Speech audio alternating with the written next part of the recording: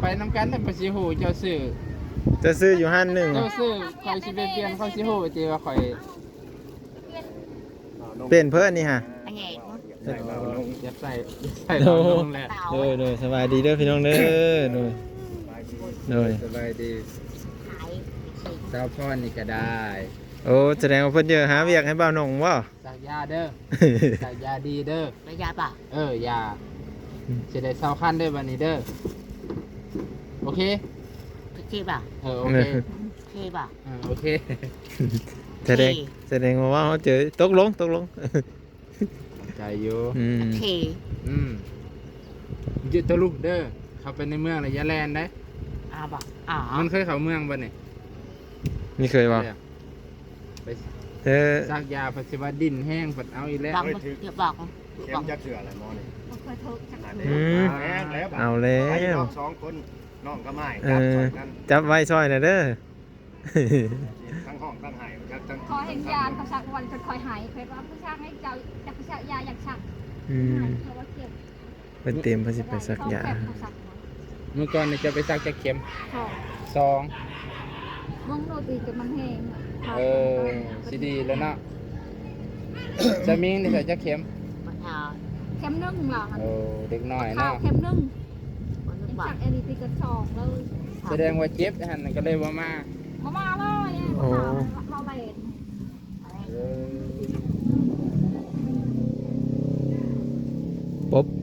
ป๊บยันซักยาได้บ่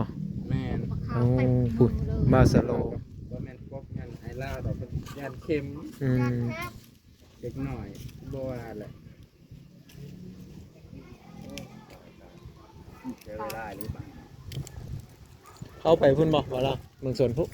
โอ้ไก่เติบเด้พี่น้องเอ้ยเปิดอ้ายเพิ่นสิพาไปโค้งเติบได้ ไปที่ล่ะ มันก็ใช้เวลาโดนนั่นนี่ พ่อป่ะ ไปที่ สิได้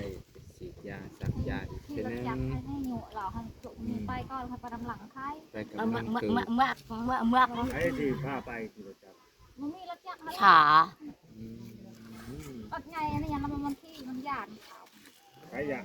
ข้าว เส้นที่สิขี่รถใหญ่ให้มีหน้ามีตาเป็นน้ำเพิ่น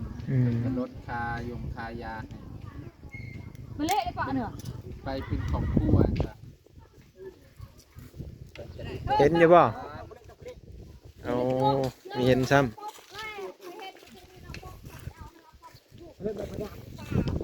จะคิดไปนำดิฉันแล้วนำคนเนาะ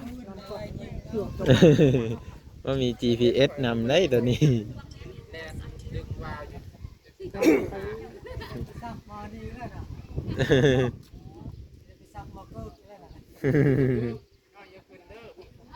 ถ้าเราไปซักก็อยากเอาไปซักเบิร์ดอยู่คนนะมันอยู่น้ำกันเด้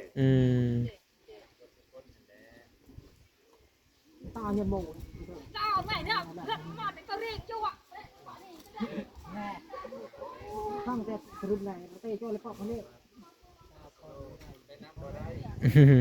หรือมือ กับลูกเราแหละ เงินจะไปเนาะเงินจะไปก็ได้เพราะว่าคุ้มให้มันอยู่ไปก็มือมันจะเสียเวลาเด้ถ้าเป็นแล้วไปตามกันอยู่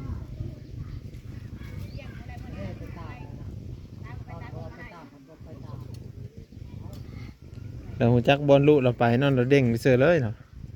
คือเจ้าเว้ยอาจจะโลกเราไปเลาะทัวร์แล้ว รัวแล้วมันเสื่อมไปป่าหนองหนังมาจาก บักอันนั้นเด้สบักฟองเด้ มาเห็นมาฟังแล้วจะมาไปใส่ คือเห็นมันหนังอยู่ในเรือน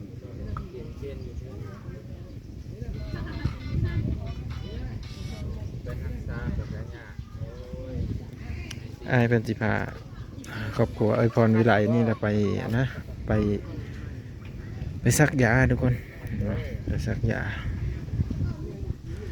ดีขันนี่แหละเพราะว่าซิเบิ้ลเป็นขันเมื่อทุกคนเลยทุกคนนี่ก็เลยสิพากันไปซักยาเนาะไอ้เป็นไปอยากพาไปเวทแน่ทุกคนเลยปุ่นยังนำพากันทุกคน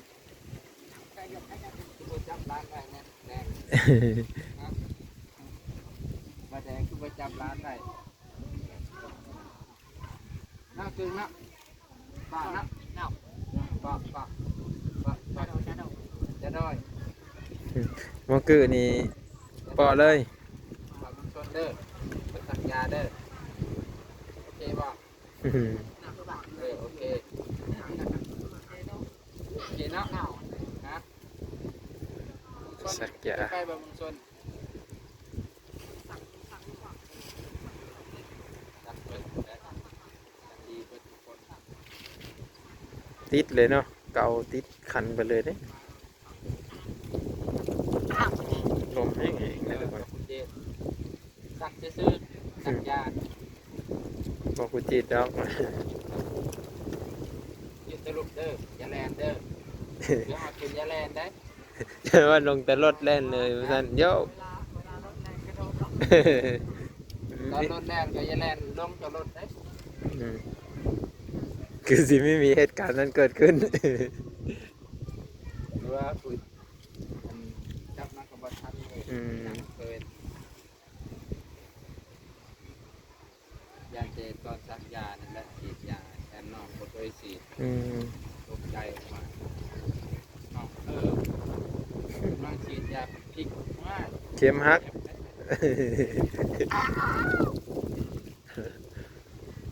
เคยบอกเคยซักยาบอก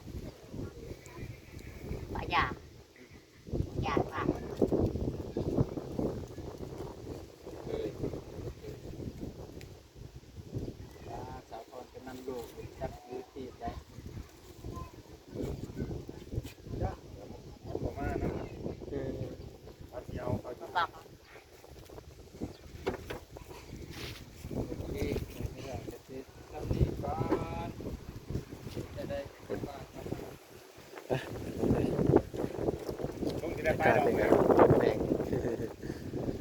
เอาแล้วน่าจะเป็นมื้อหน้าพอได้อายเพื่อสิพาไปนะทุกคน ต่างกันก็เรื่องบางคนเถอะจะว่า เมื่อนี้ก็คือ ก็เรื่องบางคน เพิ่นเดี๋ยวนั้นแหละเนาะรู้เพิ่นปบตะพืดแล้วรู้ไอ้พรวิไลนะใครมีความคิดเห็นถึงได้เนี่ยก็แสดงมาได้เด้อแต่ว่าจะด่าบ้างนะพี่น้อง ขอโทษขออภัยหลายๆตัวนี้เนาะไปอยากให้อยากเฮียงก็ขอโทษขออภัยเด้อพี่น้องเด้อ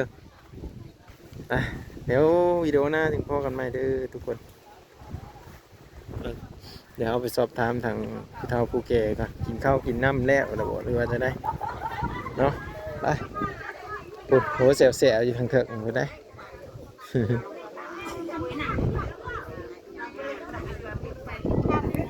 แซบบอทีโทได้อาหารการอยู่การกินไหมพี่น้องเนาะกินข้าวสามัคคีกันได้มื้อนี้ได้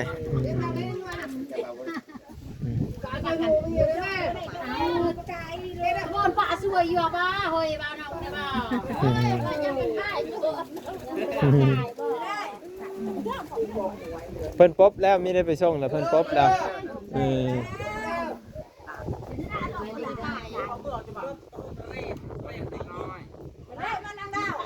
เด็กน้อยไปหมดเดี๋ยวนั้นเขายานเข็ม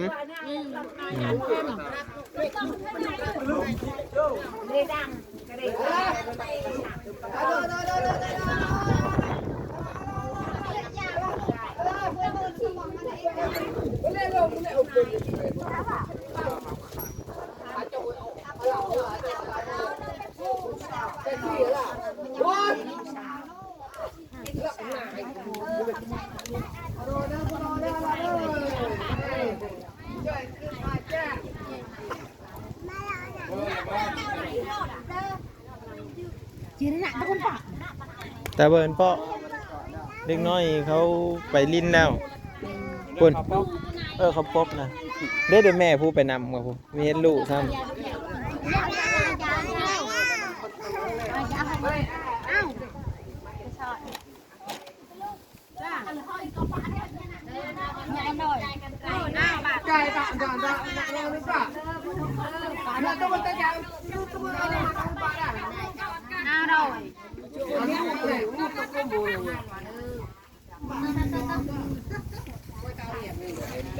สรุปอย่างเดียวดูท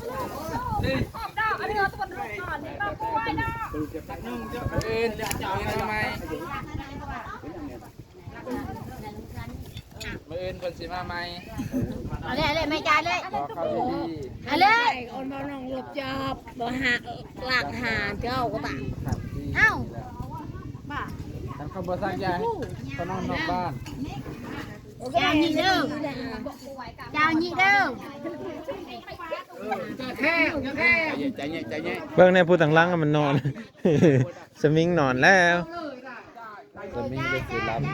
ไปกลับเนอนบ้านน้องเนาะเนาะครับก่อนไปพี่น้องขอบคุญขอบคุณเด้อที่รับชมพ่อแม่พี่น้องเอ้ยไป ไปน้ำ